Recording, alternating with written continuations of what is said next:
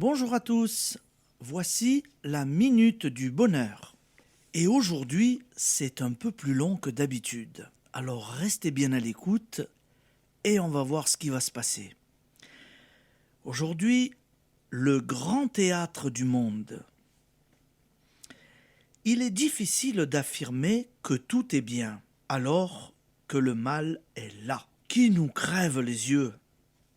Il faut donc bien comprendre qu'il importe d'affirmer que tout est bien en esprit et que ce sont les apparences matérielles du mal qu'il faut nier. Le plan de l'esprit est le plan créateur. C'est là que croissent et grandissent les graines, que nous y semons avec foi. C'est là que sont les puissantes réserves du bien qui ne demandent qu'à se manifester. Comment faire entendre la différence qui existe entre ces deux plans? L'apparence est la seule réalité, la matière est l'esprit, ou la chair est l'esprit, l'erreur est la vérité? Essayons. Les êtres primitifs prennent pour la vérité ce qui se passe sur une scène, pleurent les malheurs de l'héroïne, s'indigne contre le traître, sans admettre que tout cela n'est que fiction, alors que les gens plus développés font sans peine la distinction. Ils savent que l'acteur qui joue le rôle de l'assassin n'est pas un assassin, mais un brave homme qui en prend pour quelques heures les apparences et les procédés. Mais imaginez un acteur qui, ayant au théâtre les emplois de gangster, soit traité en gangster par la société. On peut présumer qu'il le deviendrait, tant l'attitude qu'on adopte à notre égard nous influence. Imaginez que celui qui joue un rôle d'infirme soit prononcé en petite voiture par sa famille. Il aurait tôt fait de perdre sa vitalité et même l'usage normal de ses membres. Mais on sait heureusement que comédie et tragédie sont inventions d'un auteur. Et, malgré les apparences, on tient pour seul valable le caractère des acteurs dans leur vie privée. Calderon de la Barca a intitulé une de ses pièces Le grand théâtre du monde. Partant du principe que nous jouons tous un rôle dans cette vie, voilà ce que vous devez comprendre. Ce rôle est conditionné par les leçons que nous devons apprendre, l'expérience que nous devons acquérir.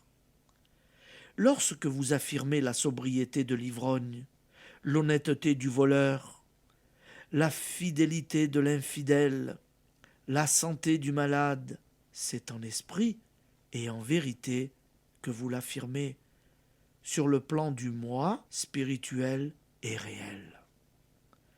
Lorsque vous affirmez que vous êtes prospère, que vous êtes heureux, que ni ennui, ni misère, ni conflit n'existent, que la paix règne, c'est en esprit et en vérité que vous l'affirmez, vous refusant à admettre pour réel les apparences du grand théâtre du monde.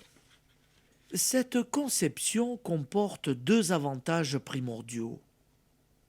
Elle vous aide à vaincre le plus haut des obstacles qui vous séparent du bonheur, la rancune, la haine, la malveillance. Celui qui joue sur terre un rôle qui vous porte préjudice a lui aussi son moi réel, son être spirituel, quelle que soit la défroque que le dissimule, et c'est ainsi que vous devez aimer vos ennemis, en esprit et en vérité. Il s'agit de transporter le négatif en positif, comme en musique on transpose un morceau de mineur en majeur. Elle aide le traître de la troupe à jouer un jour un rôle plus sympathique, Voici comment. S'il vous est trop difficile d'aimer celui qui vous nuit, affirmez que l'esprit en vous aime l'esprit en lui. Car l'esprit en lui est parfait. Pour mauvaises que soient ses apparences charnelles, par le fait même que votre moi réel reconnaît l'existence de son moi réel, vous le déliez de son erreur, vous l'aidez à soulever le poids qui l'enchaîne, vous permettez à l'esprit de se manifester à travers lui. Elle vous aide aussi à vous pardonner à vous-même.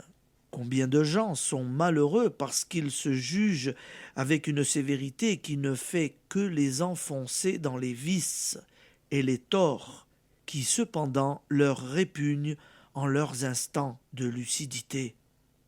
Le jour où ils admettront l'existence en eux de leur moi réel, ils laisseront ce moi réel libre de déployer ses magnifiques qualités. Si cette méthode se généralisait, il n'y aurait plus besoin de psychiatres pour dénouer les complexes d'une multitude de refoulés qui fabriquent leur malheur au jour le jour par autopunition et autres psychoses. C'est pourquoi il nous a été impérieusement interdit de juger notre prochain et de le condamner. C'est pourquoi il nous est ordonné de l'aimer comme nous-mêmes. C'est aussi nous ordonner de nous aimer, d'être l'être radieux qui est en nous, et non pas de nous dédaigner. Sur le plan spirituel, tout est un. Il n'y a ni délimitation, ni frontière, et sa loi est amour. Application. Faites la distinction entre le moi réel et parfait des gens et le rôle qu'ils jouent sur ce grand théâtre du monde. Prenez également conscience de votre moi réel. J'affirme l'existence du moi réel de X. J'affirme l'existence de mon moi réel. Allez, merci amis auditeurs. Passez une bonne journée et à demain.